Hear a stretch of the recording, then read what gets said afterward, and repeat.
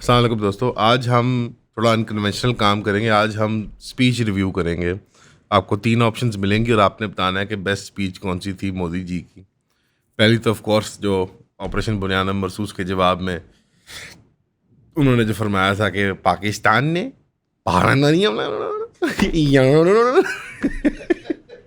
पाकिस्तान ने भारत पर ही हमला शुरू कर दिया।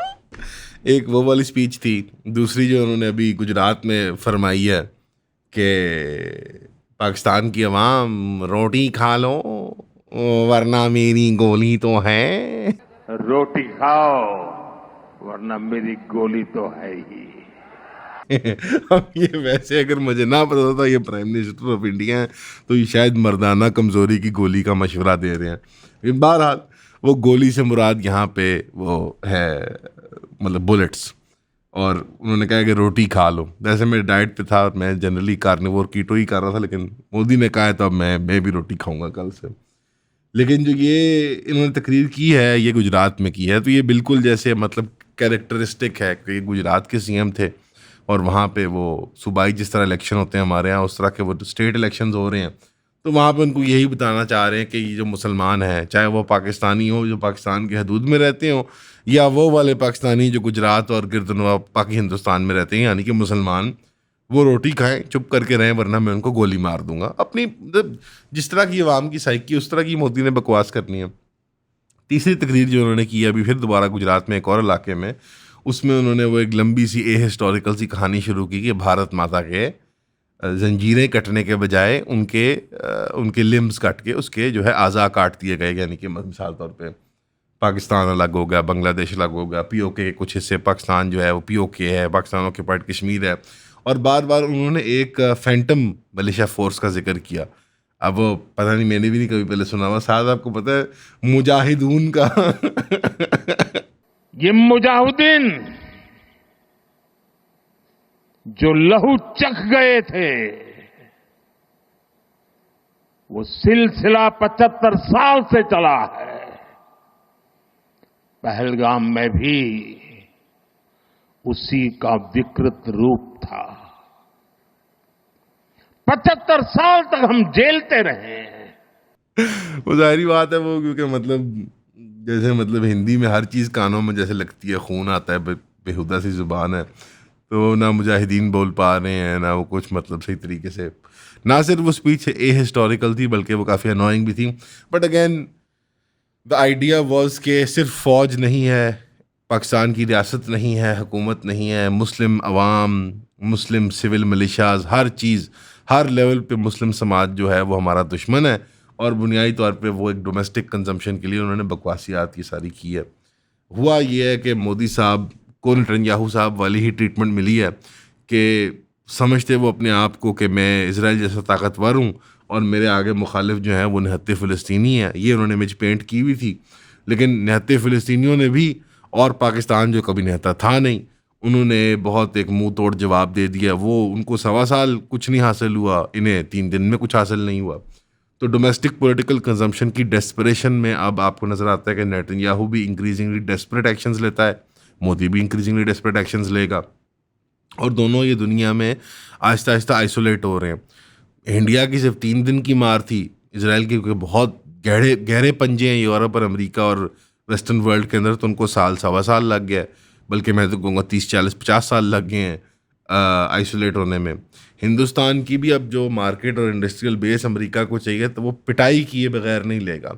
मोदी पीआर की खातिर ट्विटर पे हमेशा जब सफारत खानों के मिशंस को मिलते हैं तो जपियाँ, और ट्रंप को पकड़ लिया और वो मेलोनी को पकड़ लिया, इटली वाली को, ये सारी ऑप्टिक्स जैसे वर्ल्ड लीडर्स प्रोबेबली जानते भी होंगे, उनके अटैचीज उनको एडवाइस भी करते होंगे कि मोदी को एक ही चीज़ चाहिए, वो ये है कि वो बख्तों को दिखाए, हिंदुत्व वालों को दिखाए कि मैंने बिल्कुल बाहों में ले लिया है वर्ल्ड लीडरशिप को।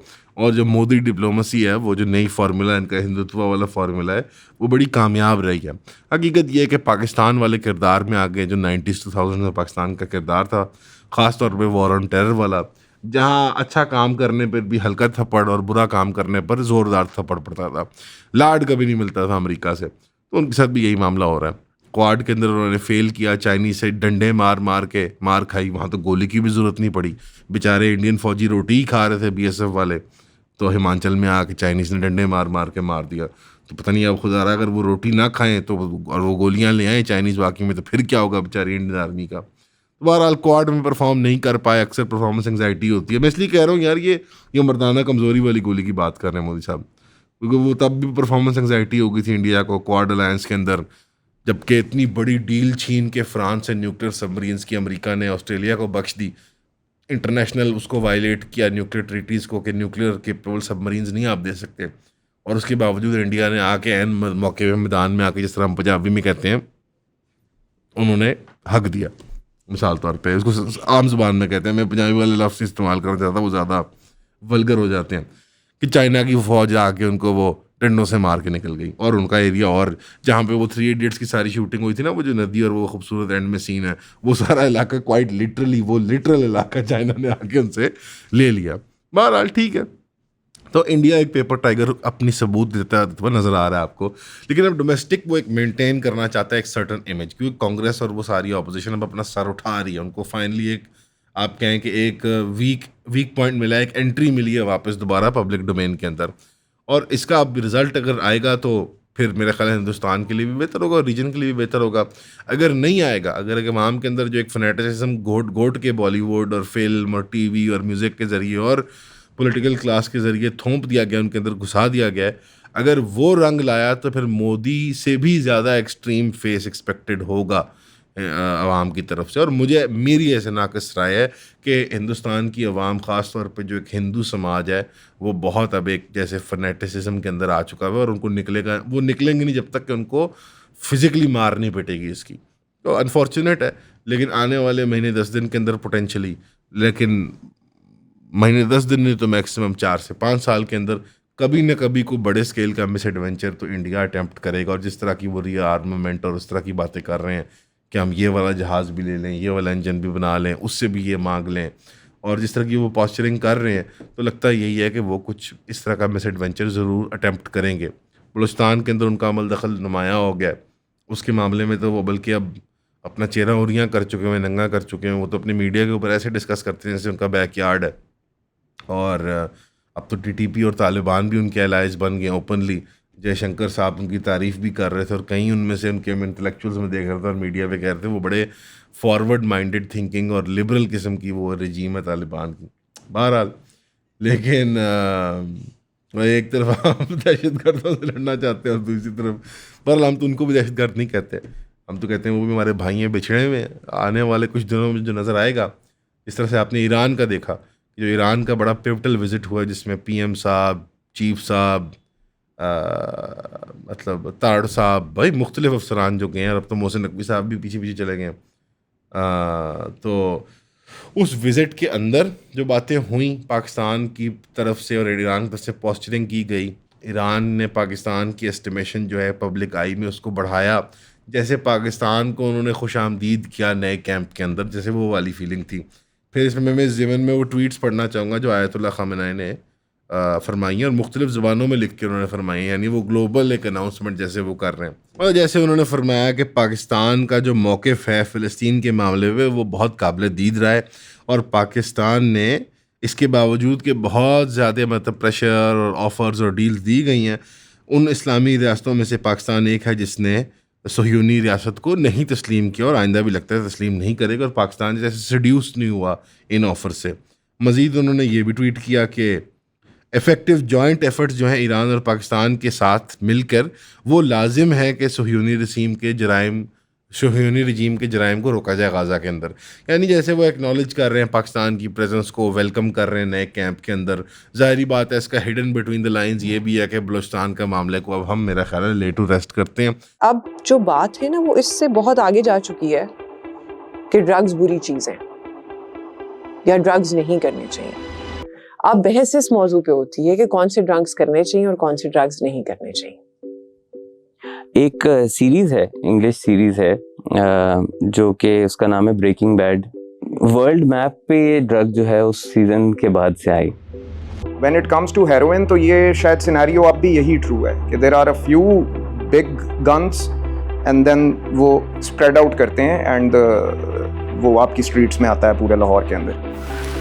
I don't know who these mafias are. They are stronger than the government, maybe.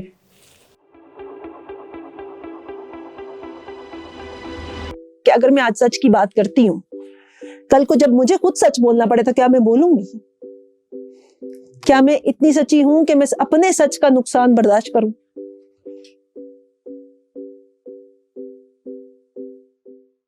और ये एक इशारा भी है बहुत बड़ा अफ़गानिस्तान को, जो कि वो जो उन्होंने अमीर खान मुत्तकी और इसहाक डार साहब का वो एक हैंडशेक टाइप जो करवाया था, वो भी एक अलामती चीज़ है कि पाकिस्तान, ईरान और अफ़गानिस्तान अब जो हैं वो new friendship over with Mudassir, now new friend is China. तो वो उस जैसे कैंप के अंदर पाकिस्तान की भी अब जैसे वो क्या कहेंगे वो ताजपोशी हो चुकी हुई है, ख़ास तौर पे जो हमने मुजाहरा किया चाइनीज़ टेक्नोलॉजी के साथ. इसके बावजूद मैं बार बार कहूँगा the man behind the gun ज़्यादा ज़रूरी होते हैं दैन द गन.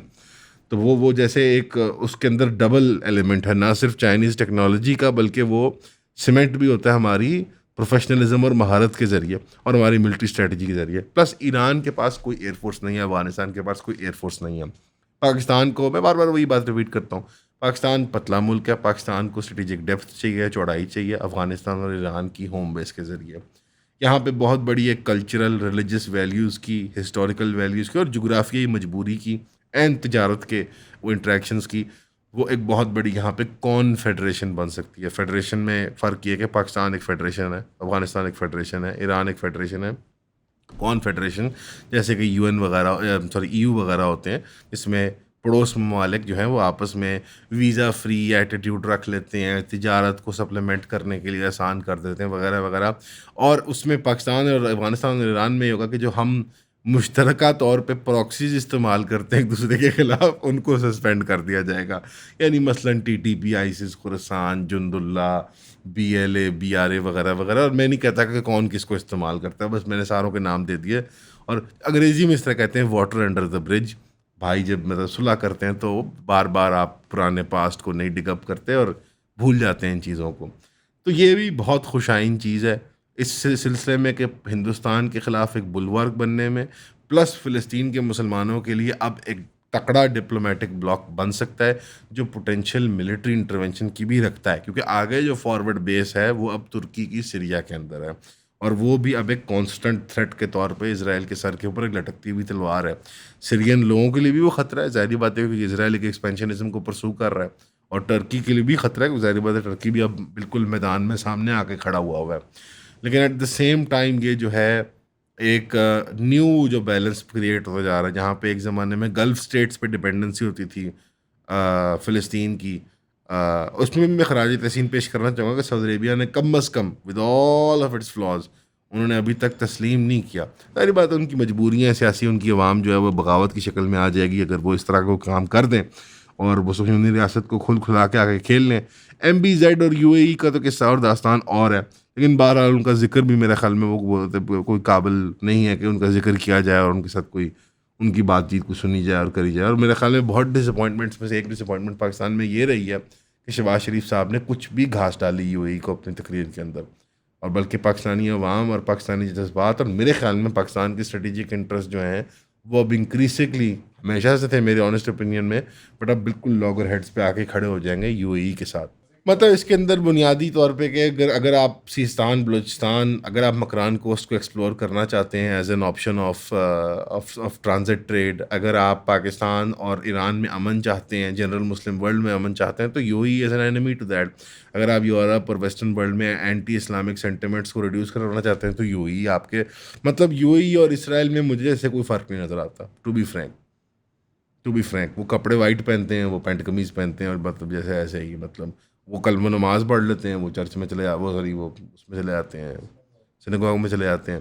तो आई सी नॉट मच डिफरेंस उनके अंदर. वो हिंदुस्तान की एक फॉरवर्ड बेस है, जैसे वहाँ ट्रेड और उस चीज़ों के लिए US की वो एक satellite security state under right हुई हुई, उसके अंदर कोई मतलब उसका अपना कोई विल और अपनी इंडिपेंडेंट पॉलिसी तो है नहीं. कराची में उन्होंने आग लगाई, लेबनान में, बैरूत में उन्होंने आग लगाई, सूडान में उन्होंने आग लगाई, यमन में उन्होंने आग लगाई, मिस्र की रजीम टॉपल कर दी. What more do you want from. तो वो मुसलमानों की मुश्तरक रिसोर्सेज जो हैं ऑयल एंड गैस की, जो कि मेरे ख्याल में उस पर ना सिर्फ मुसलमानों का, पूरी बनी आदम का भी हक है, क्योंकि आप जब उनको एक्सप्लॉइट करते हैं तो आप नेचुरल वो भी करते हैं, इकोलॉजी को ख़राब भी करते हैं। तो they are paying nothing for the negative externalities जो वो पैदा करते हैं जब उन्होंने ऑयल और गैस को एक्सप्लॉइट किया। मनी लॉन्ड्रिंग, प्रोस्टिट्यूशन और गैम्बलिंग का वो एक अड्डा है, और आने वाले दिनों में मेरे ख्याल में ये जो इंटरनेशनल मनी लॉन्ड्रिंग रिजीम थी, जिसको हम लिबरल वर्ल्ड ऑर्डर कहते हैं, जिसको अमेरिका ने स्पीयरहेड किया पिछले 50 सालों में, आने वाले दिनों में इसका कला कमा करना पड़ेगा। ये जो फाइनेंशलाइज्ड यूरोपियन और वेस्टर्न इकोनॉमीज़ हैं और उनकी मिसल जो गल्फ़ ममालिक हैं, इनकी कोई जगह नहीं होनी चाहिए फ्यूचर के अंदर। फ्यूचर के अंदर उसकी जगह होनी चाहिए जो काश्तकारी करे, सनतकारी करे, कुछ चीज़ें पैदा करे, लोगों को सर्विसेज दे, रादर दैन कि ये जो जुए के अड्डे अपने बनाए हुए हैं, Monaco, UAE, Washington, New York, London वगैरह वगैरह। सो ये लुब्बे लुबाब है कि जो ट्रिलियंस ऑफ डॉलर की ब्लैक इकोनॉमी दुनिया के अंदर वो लॉन्डर हो रही है, पाकिस्तान को इस सिस्टम से बाहर निकलना पड़ेगा।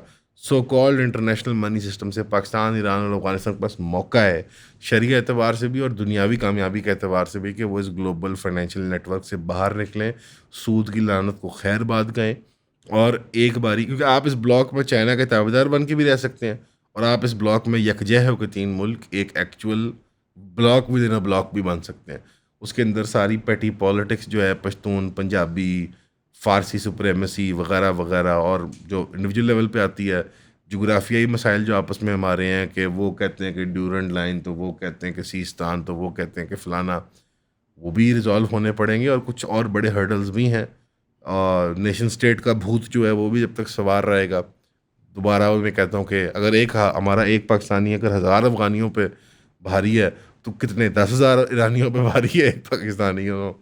What is the metric, how does it work, क्या आर्बिट्ररिज्म है ये। बहरहाल ये सेंटिमेंट्स जब तक ख़त्म नहीं होंगे तो फ्यूचर में हमारे लिए भलाई नहीं होगी। लेकिन जैसे अल्लाह मजबूर करके हमें मैदान के अंदर वो कह रहा है कि ये लो इकट्ठे होकर दिखाओ। अब आई थिंक हाइंडसाइट में बहुत एम्बेरसिंग लगेगा जो ईरान ने पाकिस्तान के ख़िलाफ़ प्रोसिक्यूट किए हैं कभी चीज़ें, पाकिस्तान ने ईरान के ख़िलाफ़, and vice versa and Afghanistan के ख़िलाफ़। जब ईरान ने अमेरिका के पैर जमाए अफ़गानिस्तान में, कितनी बड़ी एम्बेरसमेंट होगी पास्ट में देख के। जब पाकिस्तान ने वॉर ऑन टेरर लड़ी अमेरिका की मर्ज़ी पे अफ़गानियों के ख़िलाफ़, और जब पाकिस्तान ने रेफ्यूजीज़ को निकाला, जब अफ़गानिस्तान ने पाकिस्तान को तस्लीम नहीं किया 1950s में सॉरी, और जब अफ़गानिस्तान ने कहीं हमला भी करने की कोशिश किया पाकिस्तान के ऊपर, यानी सब ये एक सांझी हिस्ट्री है जो थोड़ी सी एक एम्बेरसमेंट का सबब बनेगी। लेकिन इन तीनों एंटिटीज़ को विद द पंचेस रोल करना पड़ेगा, और जो नई डेफिनेशन बनती जा रही है नेशन स्टेट की, उससे बाहर निकल के अपनी कोई एक मतलब पहचान बनानी होगी। बहरहाल विशफुल थिंकिंग है ये, लेकिन सूरत हाल होराइजन के ऊपर यही क्रिएट हो रही है। और मोदी ने कह दिया आपको क्या, वो रोटी खा लो चुप करके, वरना वो आवाम को भी गोली मार देगा।